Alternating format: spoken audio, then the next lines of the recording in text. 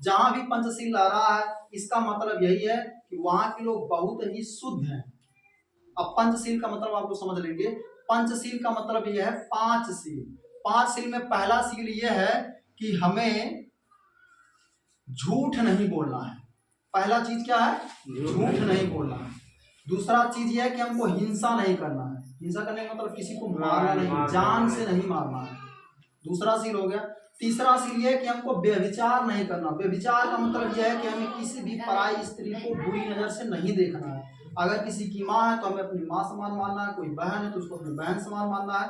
किसी की कोई भी जो भी रिश्ता है उसको अपने रिश्ते से समझ करके अपने भाई बहन, अपने परिवार समझा जाए, पूरे विश्व को अपना परिवार समझा जाए, अपने परिवार की तरह ही सबको देखा जाए। ये तीसरा सील हो गया। चौथा सील है कि हमको चोरी नहीं करना है। ये बहुत बड़ी चीज है, जिसके अंदर से ये चोरी करना निकल जाएगा वो कभी कहीं बदनाम नहीं होगा। और पांचवा, जिसमें हमारा पूरा समाज लिप्त है। मैं आप सबसे आग्रह करता हूँ, जब मैं चौराहे पे अपना दुकान खोला हूँ वहां पे मैं सुनता हूँ कि यहाँ जो अपना बेलवैया गांव है इसी पांचवें सील में लिप्त है, इसको छोड़ नहीं पा रहा। जो अपना पांचवा सील, नशा करना, ये नशा मुक्त होना हमारे समाज को। अगर इन पांचों सील को हम अपना लेते हैं, ये जो सबसे पांचवा सील है इसी को हम अपना लेते हैं तो बहुत सारा काम हमारा हो जाएगा। बहुत सारा काम मतलब अगर हम नशा मुक्त हो जाते हैं, नशा मुक्त में कोई भी नशा नहीं करेंगे, कोई ऐसे पदार्थ का सेवन नहीं करेंगे जिससे हमारी बुद्धि काम नहीं करता।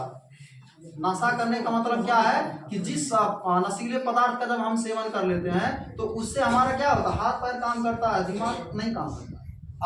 हाथ काम करता है, पैर काम करता है, जुबान, बोलते भी हैं गलत सलत, किसी को गाली देते हैं, कुछ भी बोलते जाते हैं। क्यों ऐसा करते हैं? क्योंकि हमारा बुद्धि काम नहीं करता, हमारा दिमाग काम नहीं करता। तो हमारा मेन उद्देश्य यही है कि हम नशा मुक्त हो जाए। और ये पांच सील अगर हम फिर से दोहराएं तो हमको चोरी नहीं करना है, हमको किसी का हिंसा नहीं करना, किसी को मारना नहीं है, आपस में प्यार व्यवहार समझदारी से रहना है, एक दूसरे से छोटे बड़े का आदर करना है। और तीसरा सील क्या? व्यभिचार नहीं करना है, किसी पराई स्त्री को बुरी नजर से नहीं देखना है। चौथा सील मैंने बताया कि हमको चोरी नहीं करना है। और पांचवा, हमको नशा नहीं करना है। जब ये पांच सील अपना लेते हैं, क्या कोई ऐसा धर्म है जो पांचों को मानता है? सिर्फ यही अपना एक धर्म बुद्ध धर्म है जो इन पांच सील को दिया है। अगर हम इन पांच सील को अपना लेते हैं तो आप लोग सोच सकते हैं कि कोई भी गलत काम बचता ही नहीं है ना। कोई भी गलत काम हम कर ही नहीं सकते हैं। दुनिया का सारी अच्छाई हमारे अंदर आ जाएगी अगर हम पंचशील को ही अपना लेते हैं। और ये पंचशील वही व्यक्ति अपना सकता है जिसके अंदर शिक्षा की ताकत है। जिसके अंदर शिक्षा होगा वही पंचशील का अध्ययन कर पाएगा, पंचशील को समझ पाएगा और बाकी सारी चीजों को अच्छे ढंग से समझ पाएगा। मैं देख रहा हूँ अपना बेलवैया गांव जो भी है और हमारे बिरादरी के कहीं भी हैं, दारू पीने में एकदम लिप्त हैं। हर जगह अगर आप दारू पियेंगे, डेली 100 रुपये का आपका खर्चा हो, डेली 100 रुपये अगर आप बचाते हैं तो आपके यहाँ अच्छी सब्जी आएगी और आपका बच्चा उतने में पढ़ लिख जाएगा। अगर आप डेली 100 रुपये का बचत करते हैं और आपको कोई बेवड़ा नहीं करेगा।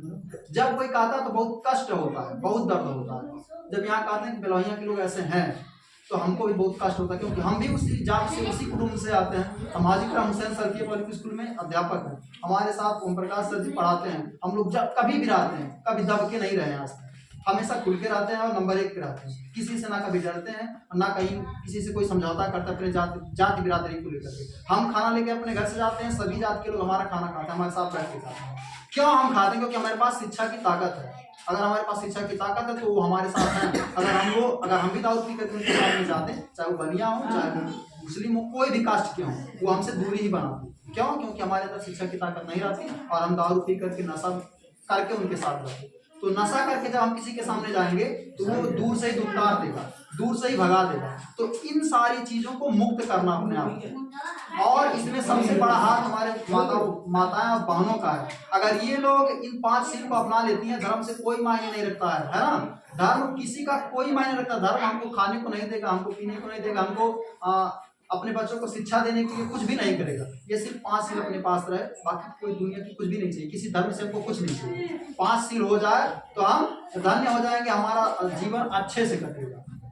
तो 100 रुपया आप लोग बचाइए डेली।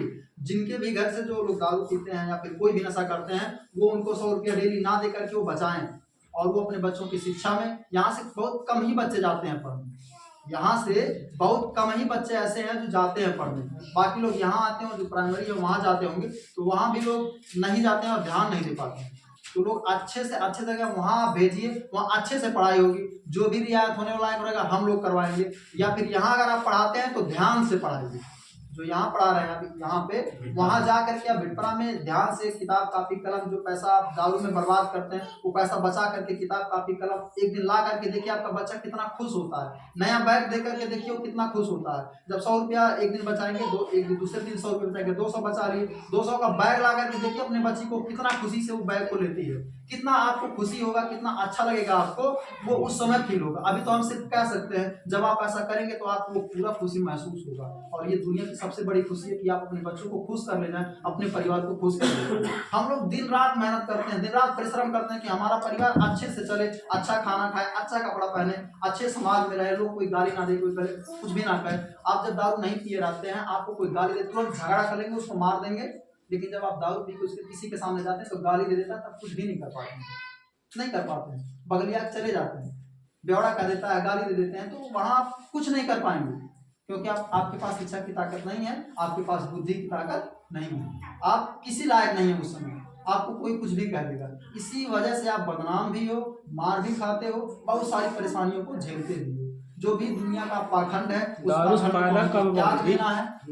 दारू फायदा कब दारू फायदा अभी बताया जाए। हाँ सर, दो तीन फायदा दुनिया का करता जो है। भी पाखंड है उनको हमको त्याग देना है। हिंदू धर्म के फायदा जितने भी करता है। पाखंडे हैं हमारे लिए लगा दिए। अगर वो चाहे होते तो इस अपने पूरे भारत में वो राज करते, उनका भी आलिशान महल होता, उनके पास भी बहुत सारा चीज होता, लेकिन आज सिर्फ उनका फोटो है और हमारे दिमाग में, हमारे दिल में वो राज कर रहे हैं। क्यों? क्योंकि वो शिक्षा ग्रहण किए और पूरे भारत को अपना एक संविधान दिए। वो कह करके गए हैं, अगर संविधान जिंदा है तो हम जिंदा हैं। जिस दिन संविधान चला जाएगा उस दिन बाबा साहब भी चले जाएंगे। इसलिए हमारा कर्तव्य है कि संविधान को जिंदा रखना।